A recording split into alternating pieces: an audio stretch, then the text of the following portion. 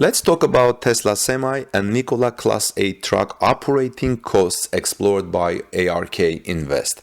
Since Nikola Motor Corporation stock debuted, comparisons between its hydrogen-fueled cell Class 8 truck and the Tesla Semi have revived. While Nikola has gained support in the auto industry, there is one firm that has doubts about the success of the company, namely ARK Invest. Welcome back, friends. This is Armen Harayan from TorqueNews.com.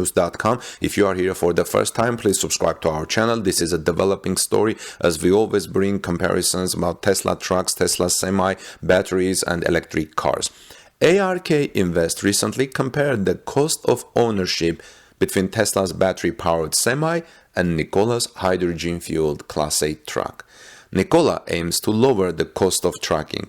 ARK's research suggests, however, that hydrogen trucks will have a higher total cost of ownership than their battery electric alternatives, wrote ARK in its latest newsletter. You can see the reference in the description of this video. According to ARK Invest, when it comes to 700,000 miles Nikola versus Tesla Semi cost, let's look at the numbers. EV Semi cost. Okay, Tesla is expected the 500 mile range Semi of Tesla is expected to be about $180,000. We don't know much about Nikola's FCEV cost, but it is expected to range about $188,174 according to ARK Invest. Now, when it comes to hydrogen versus electricity cost, Tesla's cost is going to be about $73,315, while Nikola FCEV cost is going to be about $230,000. And when it comes to maintenance cost, Tesla Semi is expected to cost about $46,000, while Nikola's FCEV is expected to cost about the same, $46,000. Hydrogen costs and hydrogen drivetrain inefficiencies were the main reasons for the significant differences in costs between Nikola's Class 8 trucks and the Tesla Semi. However, ARK also argued that infrastructure for hydrogen refueling stations might be another obstacle against the adoption of Nikola's Class 8 trucks. Indeed, countries around the globe are starting to accept the make room for battery electric vehicle charging stations. For example, the national government in Germany recently began enforcing rules that would encourage gas stations in the country to provide electric vehicle charging stalls. Other countries in Europe have readily adopted battery electric vehicles and are already working on building an infrastructure to support EV adoption. In Asia, EV adoption has also steadily increased, with China in the lead. The Chinese government has also started to build infrastructure to support EV adoption in the country.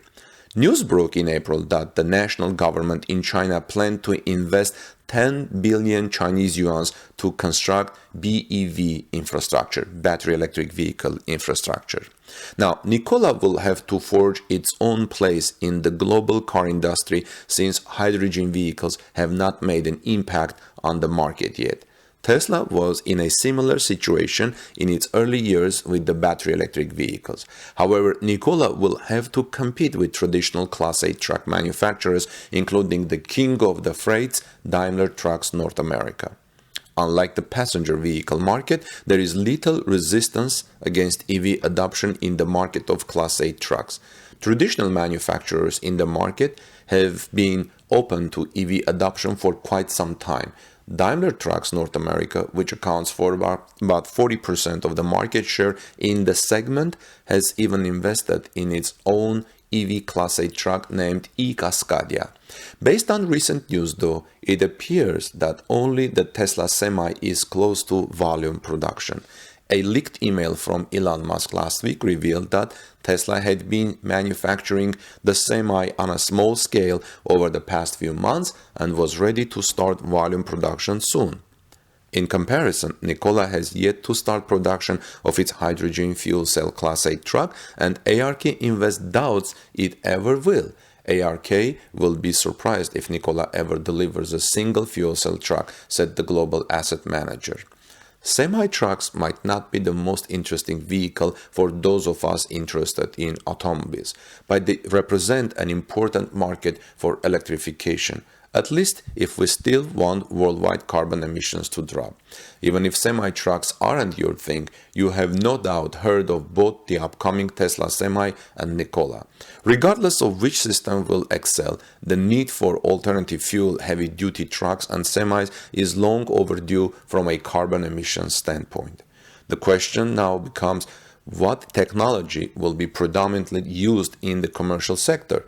The established Tesla brand is unsurprising, moving forward with a fully electric Tesla Semi, but the hype newcomer Nikola Motor brand is providing a hydrogen fuel cell Semi as their contender. Regardless, the two do look similar.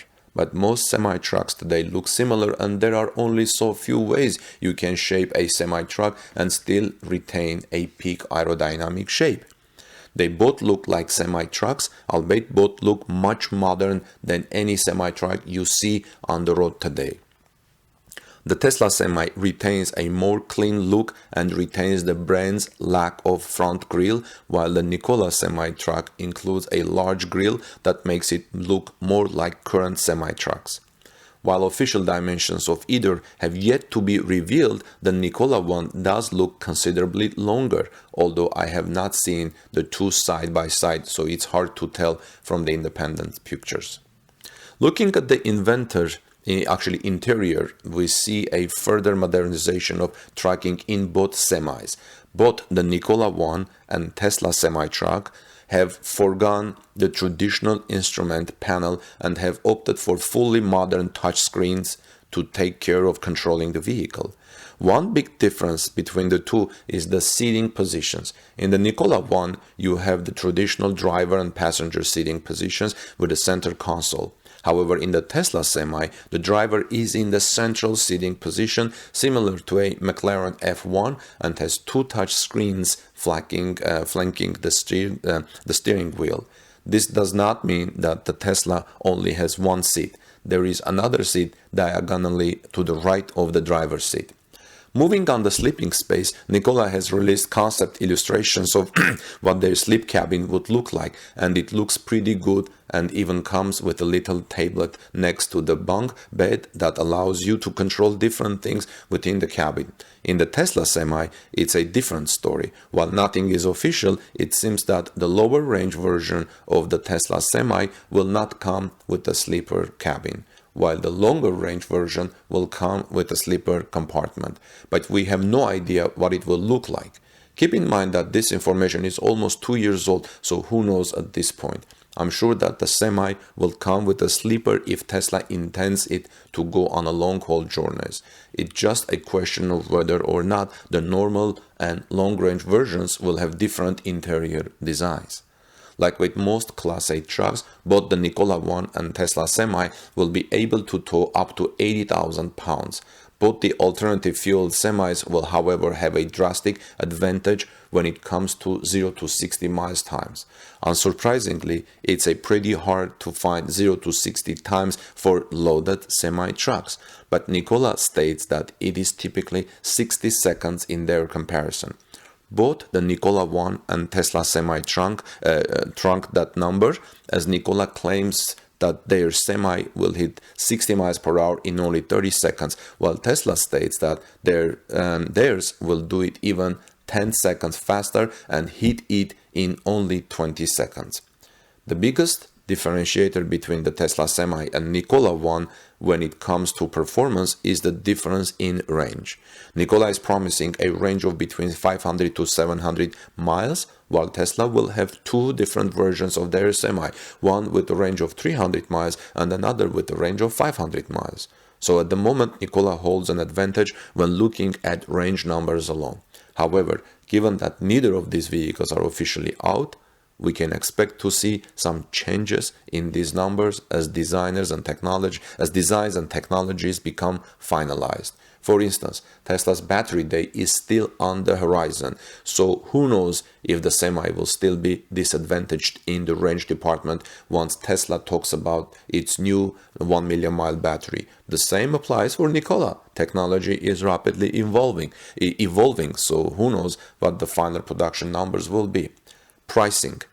Pricing is another area where we are unable to determine the definite winner at this moment, as Nikola has not given the price of its semi-truck. Tesla, on the other hand, has stated that its 300-mile version would cost around $150,000, while its 500-mile version of the Tesla Semi would start at about $180,000.